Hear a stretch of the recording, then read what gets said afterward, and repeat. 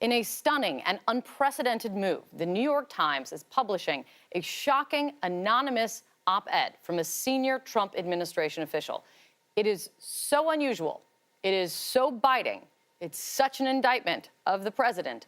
The only way to lay out the case this person makes is to read the entire thing to you. So here it is in full, the opinion piece in the New York Times. President Trump is facing a test to his presidency unlike any faced by a modern American leader.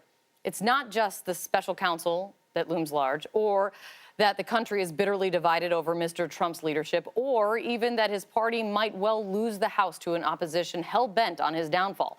The dilemma, which he does not fully grasp, is that many of the senior officials in his own administration are working diligently from within to frustrate parts of his agenda and his worst inclinations.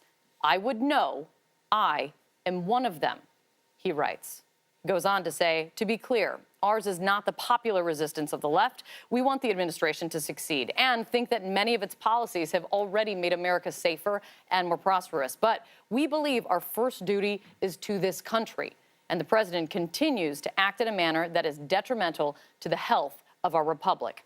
That is why many Trump appointees have vowed to do what we can to preserve our democratic institutions while thwarting Mr. Trump's more misguided impulses until he is out of office. The root of the problem is the president's amorality.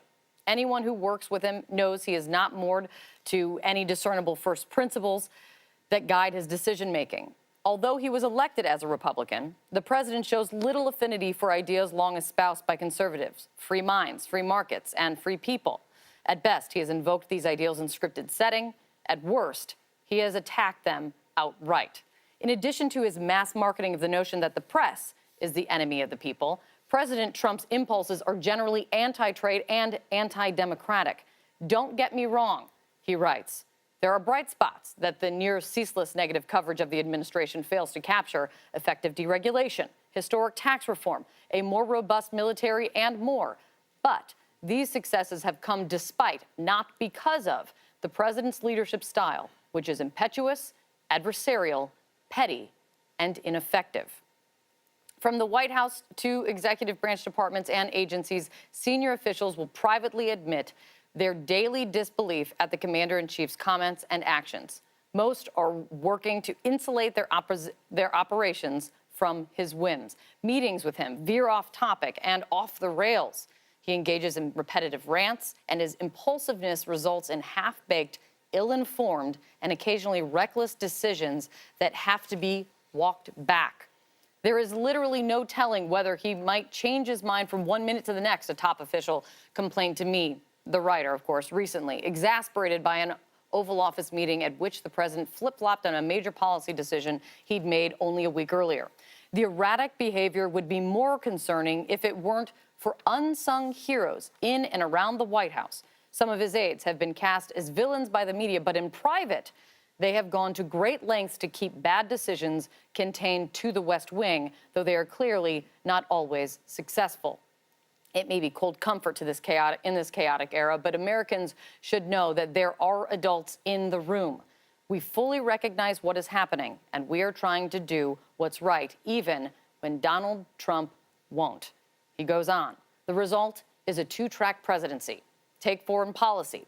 In public and in private, President Trump shows a preference for autocrats and dictators, such as President Vladimir Putin of Russia and North Korea's leader, Kim Jong-un, and displays little genuine appreciation for the ties that bind us to allied, like-minded nations. Astute observers have noted, though, that the rest of the administration is operating on another track, one where countries like Russia are called out for meddling and punished accordingly, and where allies around the world are engaged as peers rather than ridiculed as rivals. On Russia, for instance, the president was reluctant to expel so many of Mr. Putin's spies as punishment for the poisoning of a former Russian spy in Britain. He complained for weeks about senior staff members letting him get boxed into further confrontation with Russia, and he expressed frustration that the United States continued to impose sanctions on the country for its malign behavior.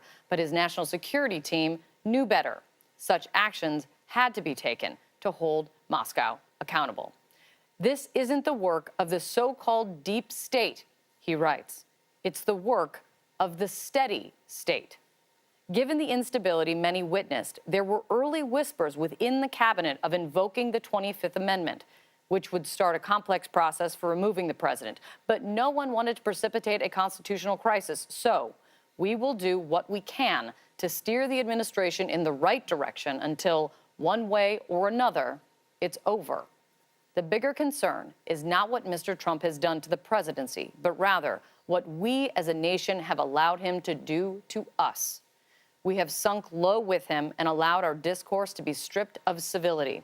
Senator John McCain put it best in his farewell letter. All Americans should heed his words and break free of the tribalism trap with the high aim of uniting through our shared values and love of this great nation. We may no longer have Senator McCain, he writes, but we will always have his example, a lodestar for restoring honor to public life and our national dialogue. Mr. Trump may fear such honorable men, but we should revere them. And finally, he puts it this way. There is a quiet resistance within the administration of people choosing to put country first, but the real difference will be made by everyday citizens rising above politics, reaching across the aisle, and resolving to shed the labels in favor of a single one: Americans. Again, a current senior Trump administration official in his own words in the New York Times tonight.